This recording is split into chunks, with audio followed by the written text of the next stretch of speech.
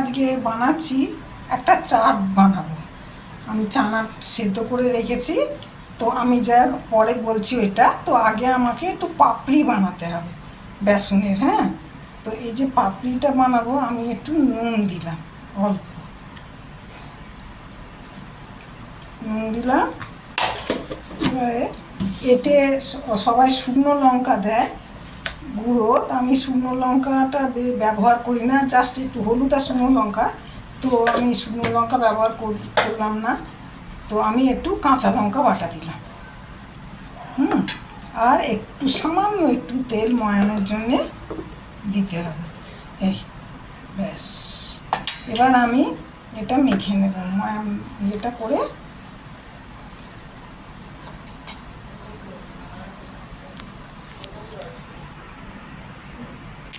আচ্ছা, আমার মাখা হয়ে গেছে। তো আমি দেখো ছোটো ছোটো গোল গোল করে রেখেছি। এবার এটা তেল দিয়ে একটা একটা করে বেলবো। এই দেখো, এই যে বেলেছি, তো এটাকে এবার আমি একটু কেটে দেবো, যাতে এগুলো পাপড়িটা কিন্তু ফুলবে না লুচির মতো, বুঝলে? আমি একটু জাস্ট ফুটো ফুটো করে দেবো। এইভাবে আমি বেলে নিই সব কটা, একটা দেখাই তোমাদের।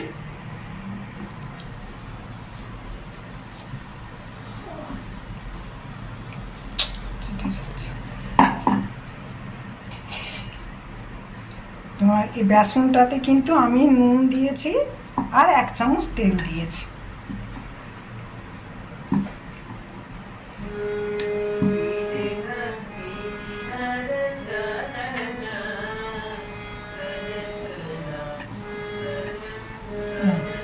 এইভাবে আমি সবকটা বেলে নিয়ে তারপরে আমি এটা ভাজবো। পাপড়িগুলো আমি বেলে মাঝখানে এরকম এরকম করে, এই যে দেখছো, একটু একটু জাস্ট কেটে দিয়েছি, ফুটো করে দিয়েছি, না হলে ফুলে যাবে, কিন্তু পাপড়িটা ফুলতে দেওয়া চলবে না। তো এবারে আমি সাদা তেল দিলাম।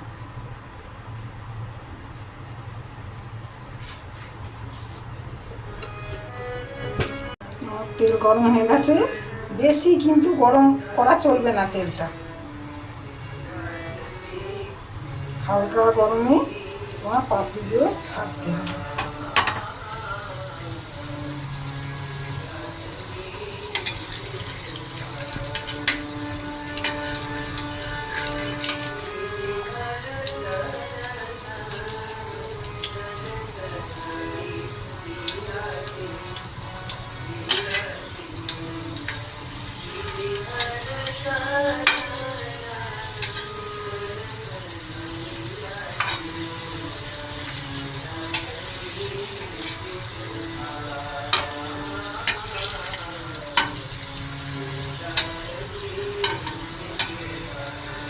আমি এটাতে বেশি তেল কেন দিলাম না জানো?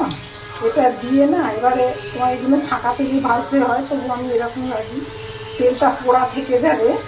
পোড়া তেল ঠিক খাওয়া খুব একটা ভালো না, যার জন্য আমি তেলটা পোড়া তেল রাখি না। আমি দিনে দিনে যেটা করি, দিনে ছেড়ে ফেলি। ওই জন্য এটা আমি তেল কিন্তু কম দিয়েছি। আমার রান্না টান্না হয়ে গেছে, না হলে এবার এগুলো পাপড়িগুলো ভেজে নিয়ে আসি। পাপড়িগুলো ভাজা হয়ে গেছে, এবারে আমি পরের জিনিসগুলো রেডি করে নিই, তারপরে পরের স্টেপটা তোমাদের দেখাচ্ছি কি করে চাটটা। আমার এই পাপড়ি চাটের তোমার সব জিনিসগুলো নিয়ে আমি এসেছি রেডি। তো দেখো এবার কি করি। এ দেখো, ছোলাটা আমি সেদ্ধ করে নিয়েছি, তার সাথে একটু গোটা মুগও দিয়েছি। হ্যাঁ, শুধু তো চাট খেলে হবে না, একটু প্রোটিনেরও দরকার, তো গোটা মুগটাও একটু সেদ্ধ করে নিয়েছি। আচ্ছা, এটা হলো। এবার দেখো, লম্বা লম্বা করে পেঁয়াজ কুচানো আছে, আলু সেদ্ধ করে কুচানো আছে, দই তো মাস্ট, দই, আর তার মধ্যে ছোটো চামচের 1 চামচ চিনি দিয়ে আমি রেখেছি এটার মধ্যে। তারপরে আমি ভালো করে ফেটিয়ে নেব। আর চাট মশলা আছে তোমার এটার মধ্যে, আর একটু গোলমরিচ গুঁড়ো করা আছে, টমেটো ছোটো ছোটো করে কুচানো আছে, কাঁচা লঙ্কা কুচানো আছে। পাপড়ি আমি এখন ঘরে বানালাম।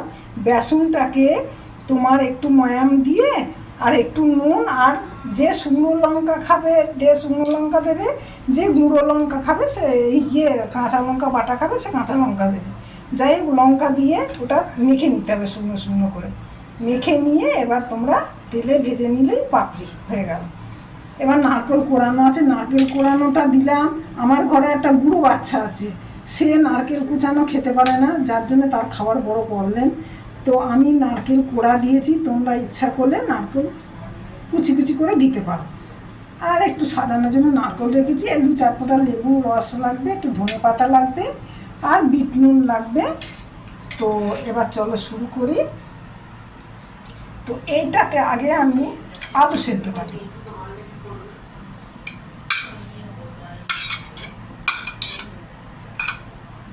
আলু সেদ্ধ দিলাম। দেখো পাতলা পাতলা করে পেঁয়াজ কুচিয়ে রেখেছি, আমি পেঁয়াজটা দিলাম। যে যেমন খাবে দেবে, ঝাল যে যেমন খাবে দেবে।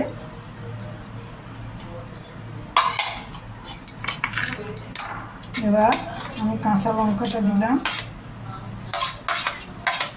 টমেটো কুচানোটা দিয়ে দিলাম,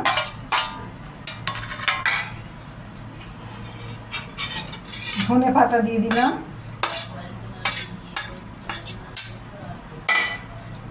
এবার নারকেল কোড়াটা আমি দিয়ে দিলাম।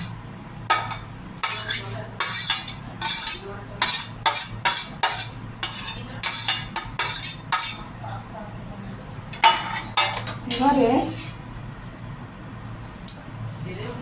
আমি নুন দেব,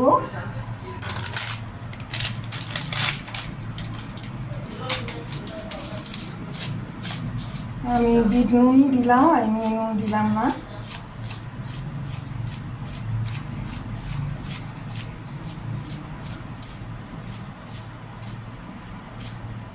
ব্যাস, এবারে আমার এই মশলাটা আছে, চাট মশলা, মানে এটা আমি দিয়ে দিলাম।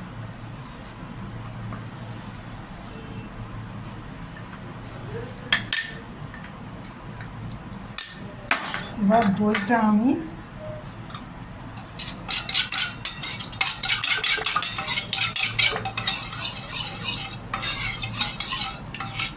একটু চিনি কেন দিলাম, প্রচণ্ড টক হয়ে যাবে চারটার মধ্যে, একটু চিনি দিয়ে দিলাম। তোমরা চাইলে নাও দিতে পারো।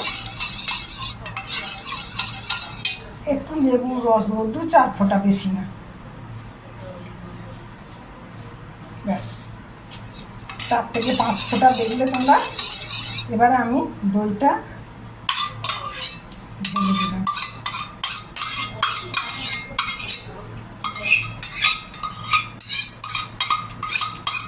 এরকম আমার মুড়মুড়ে চারটা হয়ে গেছে। এখন আমি 2-4টে ভেঙে দেবো, পরে আবার গার্নিশ করার জন্য উপরে একটু সাজিয়ে দেবো।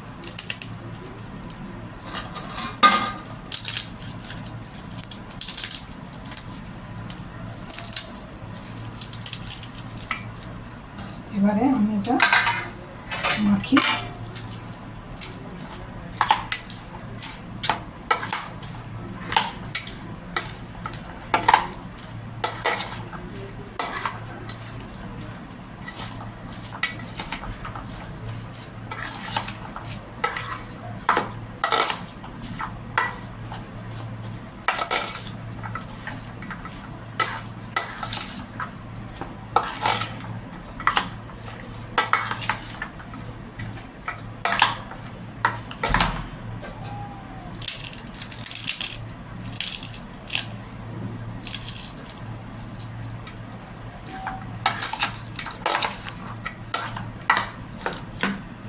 এই হলো আমার পাপড়ি চাট।